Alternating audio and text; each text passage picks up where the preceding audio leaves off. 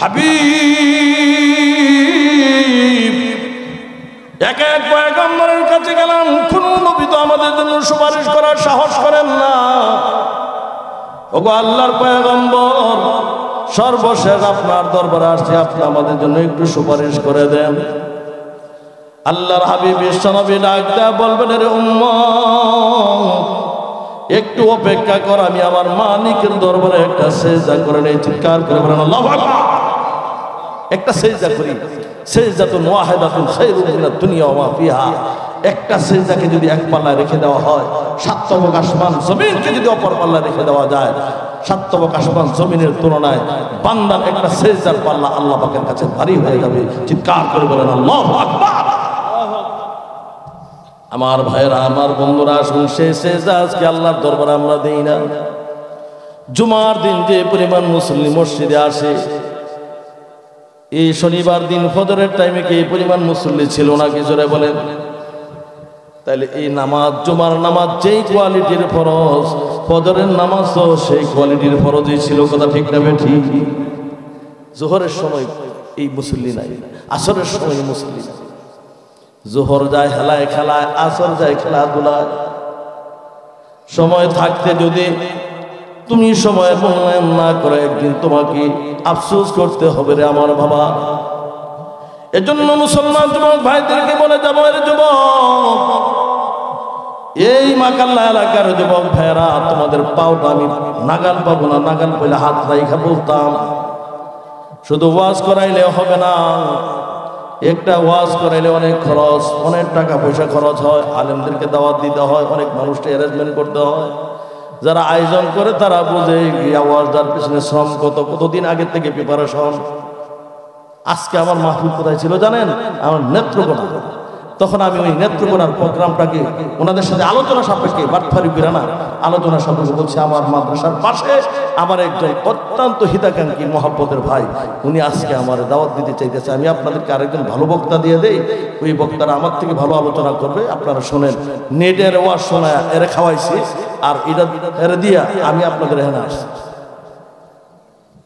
সুবহানাল্লাহ বলতে মনে যায় না? এরা আপনাদের ভালোবাসে। আমি জানি এলাকার মানুষ আমাকে ভালোবাসে, মহব্বত করে। আমার দূর দূরান্ত যাওয়ার দরকার, আমার তো ওয়াজ পেশা না, ইনকাম সোর্স না যে আমার হাজার হাজার লাখ লাখ টাকা ইনকাম করতে হবে। কারণ কাফনের কাপড়ের পকেট নাই, এই টাকা পয়সা নিয়ে যাবো। আমার ভাইরা, আমার বন্ধুরা, এর জন্য তোমাদেরকে বলে যায়, যুবক ভাইদেরকে ঘটনাটা বলতেছি। আমি চিন্তা করলাম, আল্লাহ বলছেন, কু আনফুসাকুম ওয়া আহলিকুম নারা, তুমি তোমার আহালকে আগে জাহান্নাম থেকে বাঁচাও, তারপরে তুমিও নিজের জাহান্নাম থেকে বাঁচাও। তাইলে আমার আহাল নেত্রকোনার আগে আমি চিন্তা করলাম, মাকাল্লার ভাইয়েরা আমার আহাল, এই জন্য এদেরকে আমার আগে জাহান্নাম থেকে বাঁচাইতে হবে, তারপরে নেত্রকোনার চিন্তা। আমার ভাইয়েরা, আমার বন্ধুরা, কারণ এই মাকাল্লা এলাকার মানুষ ইসলামপুর মাদ্রাসায় দান করেন। এই মাকাল্লা এলাকার মানুষ ইসলামপুর মাদ্রাসাকে ভালোবাসে, আমি মাওলানাকে ভালোবাসে। এই যে মানিক ভাই আছে, কলটা দেওয়া মাত্র এত ব্যস্ততার মধ্যে কলটা ধরে, আবার কল ফিরাইয়া কথা বলে, অন্তর থেকে ভালোবাসে।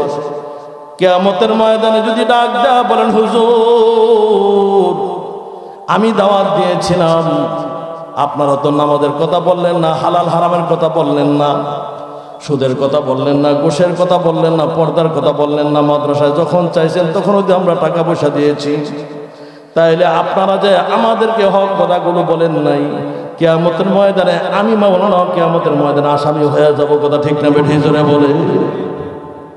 যদি এখন বলি, মানিক ভাই আমার মাদ্রাসার দরকার 5,000 টাকা লাগবে, আমার 2 বছর চাউল লাগবে, সাথে সাথে দিতে, তাহলে এই লোকটা যদি এভাবে আমাদেরকে সাহায্য করে, তাহলে কিয়ামতের ময়দানে এই একটা মানুষ, এই এলাকার একটা মানুষ যদি জাহান্নামে যায়, কিয়ামতের ময়দানে আমার তো আসামি বানাইতে সময় লাগবে না। কেবল হুজুর কি ব্যাপার, আপনারা যখন যা চাইছেন, যখন বলছেন তখন দিছি।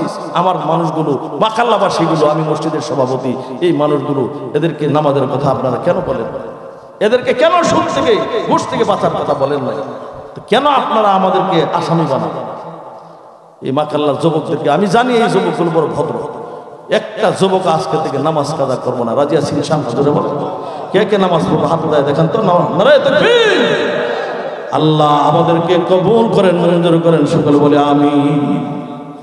এ যুবক ভাইরা আমার, বন্ধুরা আমার, যে পরিমাণ সময় তোমরা মোবাইল ইন্টারনেট নিয়ে ব্যস্ত থাকে রে যুবক, তোমাদেরকে আরেকটা কথা বলে যায়, এই মোবাইল ইন্টারনেট ফেসবুক বেশি দেখো না। ব্রাহ্মণবাড়িয়ার একজন মানুষ বেশি মোবাইল দেখতে দেখতে তার চোখ অন্ধ হয়ে গেছে। এটা কিন্তু একটা মেশিন, এটা তোমার চোখ আকর্ষণ করে। বেশি মোবাইল ইন্টারনেট ফেসবুক না দেখা, মোবাইল ইন্টারনেট দেখলে আমি বললাম ডাক্তার বিজ্ঞান বলে তার চোখের যদি নষ্ট হয়। আর আল্লাহর কালাম কোরআন বেশি বেশি তেলাওয়াত করলে, কোরআনের দিকে তাকায় থাকলে, আমার নবী বলেন তোমার চোখের জ্যোতি বাড়ে। জোরে বলেন সুবহানাল্লাহ। কোরআন না পড়তে বলে কোরআনের দিকে তাকায় থাকে, কোরআন দেখো, কোরআনের লাইনের উপর দিয়ে হাত ধরে কোরআন পড়ার চেষ্টা করো। একটা 10টা যুবক 5টা যুবক যদি ইমাম সাহেবের কাছে আসে, হুজুর আমরা কোরআন শরীফ শিখছিলাম ছোট সময়, ভুলে গেছি, এখন আর পারি না, এখন আপনি আমাদেরকে একটু সময় দেন, আধা ঘন্টা সময় দেন বিকালবেলা, আমরা অবসর থাকি। তাহলে হুজুরের স্যালারি বেতন 5,000 টাকা বাড়ালে যে পরিমাণ খুশি না হবে, 5টা যুবক আইসা যদি এভাবে কোরআন শেখার আগ্রহ প্রকাশ করে আরো বেশি খুশি হবে। কিন্তু যুবকরা আসে না। যুবকরা, আমি অধিকাংশ যুবক ভাইদেরকে দেখছি এরা বেশিরভাগ মোবাইল ইন্টারনেট ফেসবুক নিয়ে ব্যস্ত থাকে। অনেক বুড়া বাবাদেরকে দেখছি চায়ের দোকানে বেশি সময় কাটায়। বুড়া মানুষ আবার বললে আবার আপনারা মনে কষ্ট পাবেন, বেশিরভাগ সময় দেখছি চায়ের দোকানে। আপনাদের এলাকাতে কম, বিশেষ করে যারা যে সমস্ত এলাকাগুলো বাজার বন্দর কাছে, এই এলাকার মানুষগুলো চায়ের দোকানে বেশি সময় টেলিভিশনের দিকে তাকায় থাকে। বুড়া মানুষ টেলিভিশনের দিকে তাকাইলে তো লজ্জাও লাগার দরকার। আমার নাতি নত্তর হয়েছে, আমার পুতের বউ হয়েছে, আমার ছেলে হয়েছে, আমার ছোট ছোট ছেলেরা বাচ্চারা দেখবে আমি বুড়া মানুষ দাঁড়িয়ে নিয়ে দাড়ি পাইকা গেছে, এখন আমি টিভির দিকে কেমনে থাকি। আল্লাহ, কষ্ট হইতেছে আপনাদের না? আমার ভাইয়া ইমাম সাহেব পরবর্তী বক্তা নিয়ে আসবে ইনশাআল্লাহ, ওখানে নিয়ে আসবে। আমার পর আরো 2জন বক্তা আছে, আমি তো আপনাদের এলাকার সন্তান। আল্লাহ রাব্বুল আলামিন বিশ্বনবীকে বলেন, ও নবীজি, অচিরেই আমি আপনাকে এমন নিয়ামত দেব যে নিয়ামতের দ্বারা আপনারা সন্তুষ্ট হয়ে যাবেন। এর মধ্যে একটা নিয়ামত হলো আমি আপনাকে কোরআন দিব, যে কোরআন পেয়ে আপনি সন্তুষ্ট হয়ে যাবেন। জোরে বলেন আল্লাহু আকবার। সেই কোরআন আমরা পাইয়া খুশি না বেজার? জোরে বলেন। 2 নাম্বার, আল্লাহ রাব্বুল আলামিন 50 ওয়াক্ত নামাজ দিলেন। আল্লাহর হাবিব 50 ওয়াক্ত নামাজ নিয়ে আসছিলেন। ষষ্ঠ আকাশে মুসা পয়গম্বরের সাথে সাক্ষাৎ। বলেন যাও যাও কমায়া নিয়ে আসো। 9 বার গেলেন, 5 9 45 ওয়াক্ত কমে গেল, 5 ওয়াক্ত রয়ে গেল। আমার আল্লাহ ডাক দেয়া বলেন, রে আমার হাবিব, যা যা যা, তোর উম্মতের জন্য 5 ওয়াক্ত নামাজ ফরজ করা হয়েছে, কিন্তু 5 ওয়াক্ত নামাজ পড়বে 50 ওয়াক্ত নামাজের সওয়াব দান করে দেব। জোরে বলেন আল্লাহু আকবার। 5 ওয়াক্ত নামাজ নিজের সঙ্গী বানাবো, কোরআনকে সঙ্গী বানাবো, নবীর সুন্নতকে সঙ্গী বানাবো। যুবক ভাইদেরকে আরো একটু বলে যাই, যাদের মা বাবা দুনিয়াতে আছে বেশি বেশি করে মা বাবার খেদমত করবো। রাজি আছে নাকি? জোরে বলে। বেশি বেশি করে মা বাবার সেবা দিব, খেদমত করবো।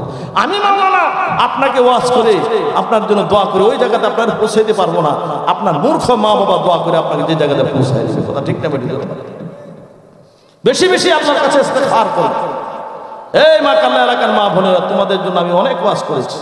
আশপাশে আসলে আমি অনেক মহিলাদের ওয়াজ করেছি। এর জন্য আমি মা বোনদেরকে বলে যাবো, 5 ওয়াক্ত নামাজ পড়ো, রমজানের রোজা রাখো, পর্দার ভিতরে জীবন যাপন করো, স্বামীর কথা মেনে চলো, স্বামীর মানো, আর পর্দার ভিতরে থাকো। কারণ প্রত্যেকটা দামি জিনিসকে আল্লাহ প্যাকেট করেছেন। জাতীয় ফল কাঁঠাল প্যাকেট আছে, ওই যে ইয়ার থেকে রাজশাহী থেকে একটা আম আসে, এটার নাম বলে ল্যাংরা আম। কেন ওদের নাম ল্যাংরা দিছে জানি না, ইয়ে তো মজার আম। এই আমটার মধ্যে খাবার আছে না নাই? জোরে এখন যে রাজশাহী থেকে যে সিলাইয়া তারপরে গাড়ির উপরে দিয়া দেয়, আয়েন রাধাগঞ্জ বাজারে যদি কেউ নিয়ে বসে, আর যত পচা মাছি আছে এটার মধ্যে বসছে, এটা কিনবো দূরের কথা, মাগনা দিল আনতো না। কথা ঠিক না? কেন? খাবার নষ্ট হয়ে গেছে। এই মহিলারা ঠিক তেমনি ভাবে তোমাকে আল্লাহ পর্দার বিধান দিয়েছেন, পর্দার ভিতরে থাকো, তোমার সম্মান বজায় থাকবে, সমাজে ইফতিজিন বন্ধ হবে, সমাজের জেনা বিবিচারি বন্ধ হবে, সমাজে জারার সন্তানের আবির্ভাব কম হবে, সমাজের ভিতরে উচ্ছৃঙ্খলতা কম হবে। আর তুমি যদি উপেন খোলামেলা বেপর্দা হয়ে চলাফেরা করতে থাকো, বেপর্দায় চলো, তাহলে তোমার মধ্যেও মাছি বসবে। অর্থ তোমার দিকে যুবক এবাহাকররা তাকাবে, বাবা খররাও তাকাবে, গাঞ্জা খররাও তাকাবে, তাকাবে, মুছিও তাকাবে, রিক্সাওয়ালাও তাকাবে, সমাজের নিকৃষ্ট লোকেরাও তাকাবে, ভালো লোকেরাও তাকাবে। কথা ঠিক না? তোমার এই নজর লাগে তোমার পেট নষ্ট হয়ে যাবে, ওই পেট থেকে ভালো সন্তান হবে না। যেমনি ভাবে আমাদের এই সমস্ত বাইগুন খেত আর এরকম ভাবে কুদুক টালের মধ্যে মানুষের নজর না জানি লাগে যেন পাতিলের মধ্যে সোনা দিয়া দেখছেন নি আমরা। একটা ভালো লাউয়ের মধ্যে যদি নজর লাগতে পারে, ভালো একটা এই বেগুন ক্ষেতের মধ্যে যদি কুনজর লাগতে পারে, তাহলে মানুষের মধ্যে মানুষের বদ নজর আসে না নাই? বলেন আসে না? এই জন্য মহিলাদেরকে বলে যায় পর্দার ভিতরে থাকো, তোমাদের সমাজ তোমাদের সম্মান ঠিক থাকবে, তোমরা সুন্দর হবে, তোমাদের জান্নাত হবে খাদিজাতুল কুবরার সাথে, তোমাদের জান্নাত হবে হযরতে ফাতেমার সাথে। আমি আর লম্বা করে আলোচনা করব না, আমার পুরো দুইজন বক্তা আছেন, অতিথিবৃন্দরা আছেন, আলোচনা করবেন। আমি আমার অসমাপ্ত আলোচনা আজকের জন্য এখানেই রাখলাম। ওয়া আখিরু দাওয়ানা আনিল হামদুলিল্লাহি রাব্বিল আলামিন।